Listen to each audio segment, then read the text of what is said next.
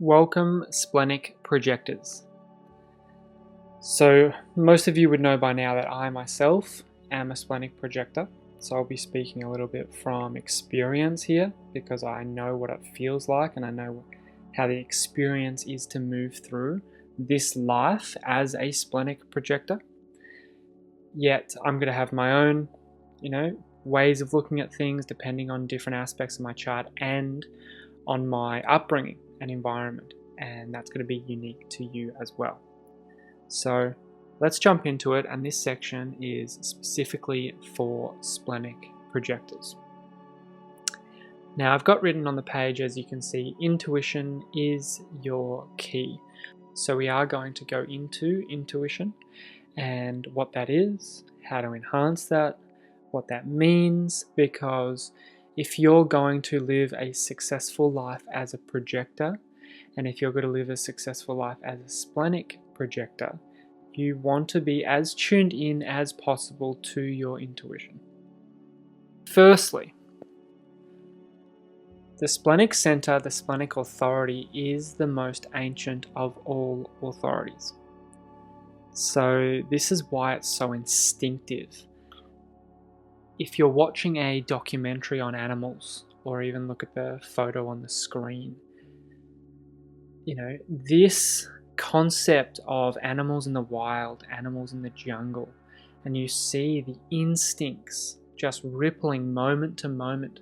I love watching deers, for example. If you see a deer in the wild or a gazelle, and they're quick, but they move very slowly and they have to watch out for predators.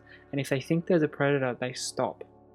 And they're so tuned in instinctively to their environment, moment to moment, because it's life or death for them. And that's what it was like for Splenic Authority people and humans as a whole, going back 10,000 years ago. It was very instinctive. But then the mind started to come in, and we've been in a very mentally run society. But in essence, as a Splenic Projector, your truth is out of the mind, totally out of the mind, back into that instinctive place. So I recommend watching some documentaries, watching some of these powerful animals, and watch their instincts and watch how they tune into their environment and how present they are, and see if you can start to embody some of them. It might be interesting.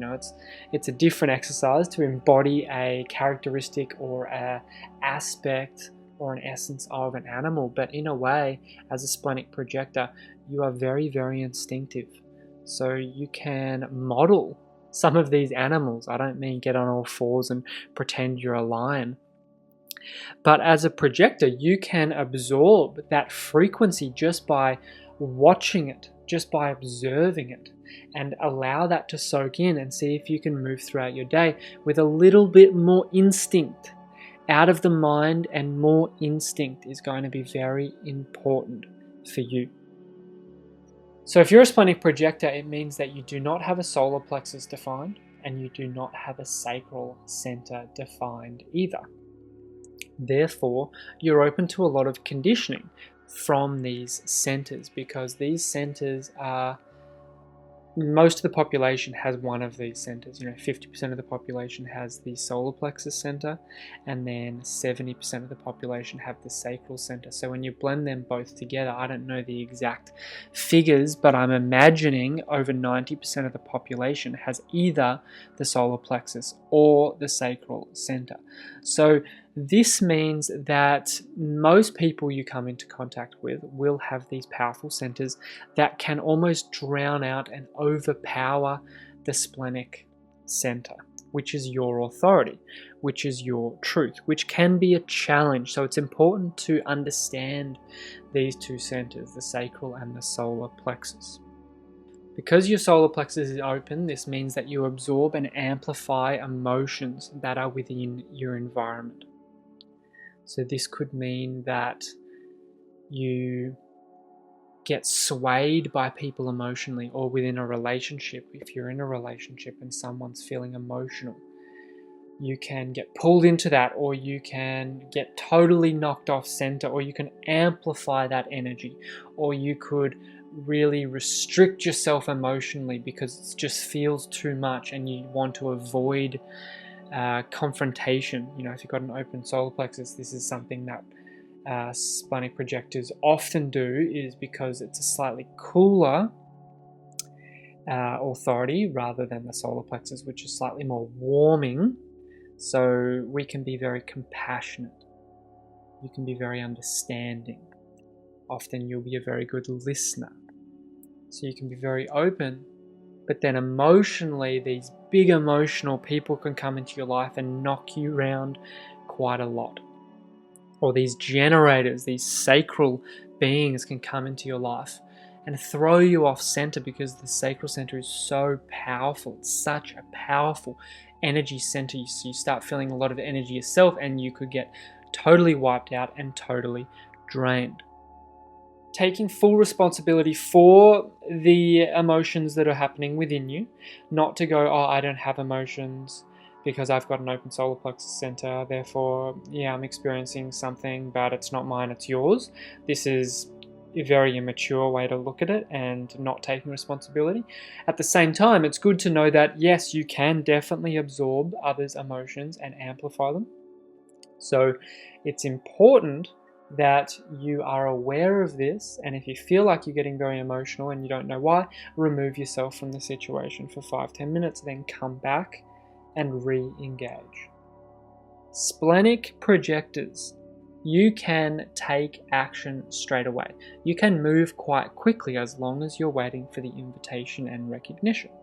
If you get the invitation and recognition, if you get the intuitive impulse to be like, wow, yes, then you can move quite quickly. Whereas emotional projectors, they move a little bit slower. They have to wait for their emotional wave, obviously, but we can be quite instinctive. Just make sure that it feels in flow and your intuition is on board. Now, the spleen is always going to be pointing you in a certain direction if you have the ability to listen to it. And if you listen to it, the spleen is intuitive, so it's going to be these intuitive impulses. Now, intuition can come through your thoughts, so it can rise up as a thought, but it will have a different quality, a different essence to a normal thought, like you thinking lots of things, thinking about the past, thinking about the future. The intuitive thought will rise up somewhat out of nowhere. You'll be just in the flow of life, on a walk, doing something, having a shower, doing whatever, and then a random thought might pop in, and it's like, wow, that's quite intuitive. I never thought of that before. That is a sign that there's a different quality, and it's come from deeper within, from your spleen, from your intuition. It could also be just a knowing. It could be a sense. It could be a feeling. It could be a bodily movement or motion that your body physically moves in one direction or decides to turn here and you don't understand fully why. You need to have the ability to come back into the present moment as much as possible. So right now, I invite you to come into the present moment. I invite you to focus on your breath. Because when you focus on your breath, the breath is happening unconsciously, but if you bring your consciousness to the breath, then you're bringing your consciousness, your awareness back into this present moment, and you are pure consciousness. You are pure awareness, experiencing this reality through your 5 senses. So when you bring that into the breath, you're bringing it into this present moment, and you're coming back to this moment. And if you can reside, the more you can reside in this moment as a splenic projector, the more in truth you will be. Always your spleen will be guiding you towards health, towards survival, towards well-being. So you can check in with your health right now. How healthy are you? How much energy do you have? How vital are you? Because if you're not healthy, it means you're not listening to your spleen. It's as simple as that. The spleen is always going to be directing you towards health and well-being. If you're getting into a lot of accidents or you're injury prone or these things, that's also a sign that, well, the spleen's always wanting to keep you safe. So if you're getting into situations where you haven't been that safe in the past, it means you've missed the indications from your spleen. You need to come back. You need to listen to your splenic center. Listen to your instincts. Listen to your intuition. At times it's going to be challenging for you to listen to your intuition. It's going to be challenging to listen to your splenic authority. Why? Because it's not a motor. There's 4 motors within human design, and that's the root center, the solar plexus, the sacral, and the ego. And the spleen is not a motor, so it doesn't generate energy within itself. So it's more quiet, it's more still, it's more soft, it's more subtle. So it can easily be drowned out by the mind, easily be drowned out by the ajna, which is 2 times as loud as the splenic center. Easily be drowned out also by the solar plexus, which is 4 times as loud as the splenic center. And obviously it can be totally drowned out by the sacral, because that is the most powerful motor that there is generating energy. As I've already mentioned, decision making can be quick, it can be spontaneous. It's said in human design that it is not permanent, in terms of your spleen speaks once and that's all. This is something for you to experience and experiment with. In my experience, the spleen can speak multiple times. Just having the ability to stay in the present moment, it might come up again, but it probably won't come up in a short term. For example, it's not going to be like, oh, create that or do that. And then 10 minutes later, oh, create that and do that. And then 10 minutes later, oh, how about that and that? And it's the same thing, it's not going to repeat. But it might happen, 3 months later. If you missed the first time, you'll probably cycle back to it many months down the track. And that's what I've experienced. So that's something to look for. Obviously, the faster you catch the intuition, the faster that you catch your truth, the more ideal that is. Something else to know about the splenic center, because yours is defined, is you'll probably draw in people with undefined splenic centers. Because having a defined splenic center can be a very positive feeling, can be a very positive energy that you emanate into your environment. And people, especially people who have open splenic centers, can receive from, simply because the way that they feel around you is very positive. So when you're feeling good, when your spleen is activated, when you're listening to your instincts and intuition, then you'll be giving off a radiance of well-being, a radiance of security, of safety to others that will attract others to you and potentially attract really high-quality invitations and recognition. So this is why it's important for you as a splenic projector to really play, to rest, to relax, to do things that you love, because this is going to enhance your splenic capacity, enhance the voice of the intuition and the instincts, and enhance your overall vibration to then draw in these higher quality invitations and recognition. It's important to have deep trust in the moment. So right now, as you listen to this, you're at a certain stage in your life.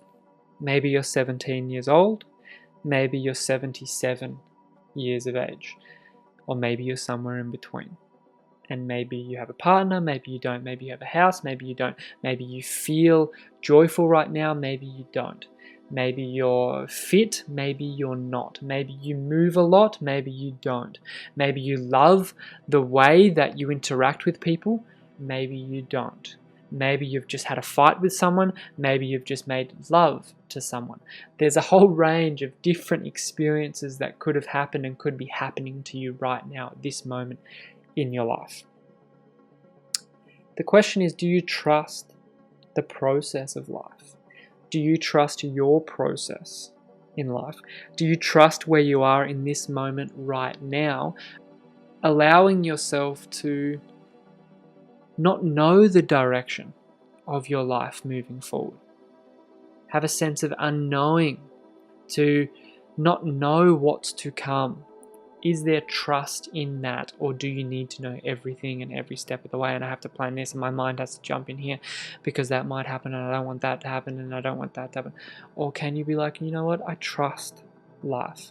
I'm not sure what's going to happen 2 months from here, but something may open up and something may not. But can I trust in the flow? Can I trust in my intuition? Can I trust in my spleen?